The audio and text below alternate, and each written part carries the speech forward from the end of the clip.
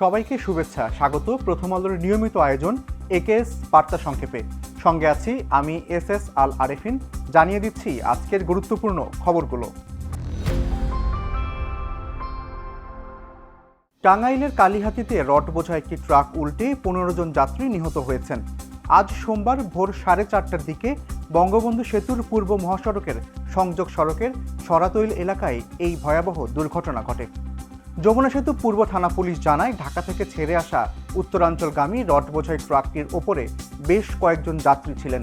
সরাতল এলাকায় পৌঁছালে ট্রাক চালক নিয়ন্ত্রণ হারালে ট্রাকটি সড়কের পাশে উল্টে যায়। এতে রডের ভারী স্তূপের নিচে চাপা পড়ে ঘটনাস্থলে 15 জন প্রাণ হারান। দুর্ঘটনায় আহত আরও অন্তত 10 জনকে উদ্ধার করে টাঙ্গাইল জেনারেল হাসপাতালে ভর্তি করা হয়েছে। ঘটনার কারণ জানতে তদন্ত চালাচ্ছে পুলিশ। চট্টগ্রামের সীতাকুণ্ডের জঙ্গল সলিমপুরে গভীর রাতে র্যাব ক্যাম্পে হামলা চালিয়ে নবনির্মিত দেয়াল ও স্থাপনা গুঁড়িয়ে দিয়েছে একদল সন্ত্রাসী। গতকাল রোববার দিবাগত রাত 2টার দিকে আলীনগর এলাকায় এই হামলার ঘটনা ঘটে। র্যাব জানায়, স্থানীয় সন্ত্রাসী ইয়াসিন বাহিনী পরিকল্পিতভাবে এই হামলা চালিয়েছে। হামলার সময় ক্যাম্প লক্ষ্য করে গুলি ছোড়া হয় এবং বুলডোজার দিয়ে বিভিন্ন অবকাঠামো ভেঙে ফেলা হয়। আইনশৃঙ্খলা বাহিনীর অভিযান ঠেকাতে সন্ত্রাসীরা আগে থেকেই 3টি স্থানে রাস্তা ও কালভার্ট কেটে রাখায় র্যাবের ঘটনাস্থলে পৌঁছাতে কিছুটা বিলম্ব হয়। পরে র্যাব সদস্যরা আত্মরক্ষার্থে পাল্টা গুলি চালালে সন্ত্রাসীরা পালিয়ে যায়। ঘটনাস্থল থেকে জিজ্ঞাসাবাদের জন্য বেশ কয়েকজনকে আটক করা হয়েছে। উল্লেখ্য, দীর্ঘদিন ভূমিদস্যুদের নিয়ন্ত্রণে থাকা এই খাস জমি গত মার্চে যৌথ অভিযানের মাধ্যমে উদ্ধার করে সেখানে র্যাব ক্যাম্প স্থাপন করা হয়েছিল।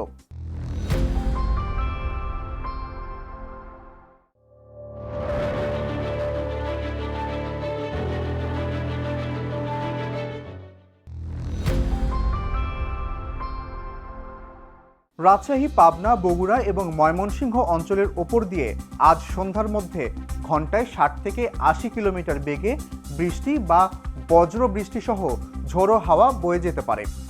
এসব এলাকার নদী বন্দরগুলোকে 2 নম্বর নৌ হুঁশিয়ারি সংকেত দেখাতে বলেছে আবহাওয়া অফিস। আবহাওয়া অফিসের পূর্বাভাস অনুযায়ী ঢাকা, টাঙ্গাইল ও সিলেট সহ আরও কয়েকটি অঞ্চলে 45 থেকে 60 কিলোমিটার বেগে ঝড়ের আশঙ্কায় 1 নম্বর সংকেত দেওয়া হয়েছে। তবে ঢাকা, রাজশাহী ও খুলনা বিভাগের ওপর দিয়ে চলমান মৃদু তাপপ্রবাহ আজ অব্যাহত থাকতে পারে। আবহাওয়াবিদরা জানিয়েছেন, আগামী 26 ও 27 মে দেশের বিভিন্ন অঞ্চলে মাঝারি থেকে ভারী বর্ষণ হতে পারে। এমনকি আগামী 28 মে ঈদের দিনও রংপুর, রাজশাহী, ময়মনসিংহ ও সিলেট বিভাগে ভারী বৃষ্টি এবং ঢাকা ও চট্টগ্রামে ঝড়ো হাওয়াসহ বজ্রবৃষ্টির সম্ভাবনা রয়েছে। এই বৃষ্টির প্রবণতা আগামী 29 মে পর্যন্ত অব্যাহত থাকতে পারে।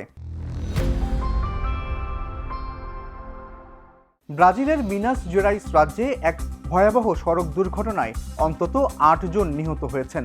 স্থানীয় সময় রোববার সকালে একটি যাত্রীবাহী বাসের সঙ্গে যন্ত্রাংশবাহী লরির মুখোমুখি সংঘর্ষের পর 2 বাহনেই মুহূর্তের মধ্যেই আগুন ধরে যায়।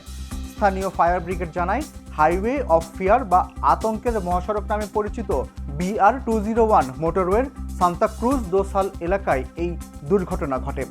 এতে মোট 18 জন হতাহত হয়েছেন, যার মধ্যে 8 জন ঘটনাস্থলে পুড়ে মারা যান। গুরুতর আহত বাকি 10 জনকে উদ্ধার করে হাসপাতালে পাঠানো হয়েছে। দুর্ঘটনা কবলিত গাড়ি ও মরদেহগুলো সরাতে ফরেনসিক বিশেষজ্ঞদের কয়েক ঘন্টা সময় লাগে। এই দুর্ঘটনার জেরে মহাসড়কের 2 প্রান্তে প্রায় 30 কিলোমিটার দীর্ঘ তীব্র যানজটের সৃষ্টি হয়। বিশ্বকাপ শুরুর মাত্র কয়েকদিন আগে যুক্তরাষ্ট্রের মেজর লিগ সকারে খেলার সময় হ্যামস্ট্রিংয়ে চোট পেয়ে মাঠ ছেড়েছেন আর্জেন্টাইন অধিনায়ক লিওনেল মেসি। ফিলাডেলফিয়া ইউনিয়নের বিপক্ষে ইন্টার মায়ামির 6-4 গোলে জেতার ম্যাচে মেসির এই চোটের শঙ্কা ফুটবল বিশ্বে বড় উদ্বেগের জন্ম দিয়েছে। ম্যাচের 70 মিনিটের দিকে ফ্রি কিক নেওয়ার পর মেসি তার বাঁ উরুর পেছনের অংশে অস্বস্তি অনুভব করেন এবং 73 মিনিটে নিজেই বদলির আবেদন জানিয়ে সরাসরি ড্রেসিং রুমে চলে যান। অবশ্য মাঠ ছাড়ার আগে মায়ামির হয়ে 2টি গোলে অ্যাসিস্ট করেন তিনি। ম্যাচ শেষে মায়ামি কোচ গিলেরমো হোয়েস জানান, মাঠ ভারী থাকায় ক্লান্তিজনিত কারণে মেসি অস্বস্তিতে ভুগছিলেন এবং ঝুঁকি না নিতেই তাকে তুলে নেওয়া হয়। আগামী 11 জুন যুক্তরাষ্ট্র, মেক্সিকো ও কানাডায় শুরু হতে যাওয়া বিশ্বকাপে আর্জেন্টিনার প্রথম ম্যাচ 16 জুন আলজেরিয়ার বিপক্ষে। শেষ করছি আজকের একেএস বার্তা সংক্ষেপ। প্রথম আলোর প্রতিদিনের এই আয়োজন দেখুন প্রথমআলো.com সহ আমাদের ইউটিউব চ্যানেল ও ফেসবুক পেজে। এতক্ষণ সঙ্গে থাকার জন্য ধন্যবাদ সবাইকে।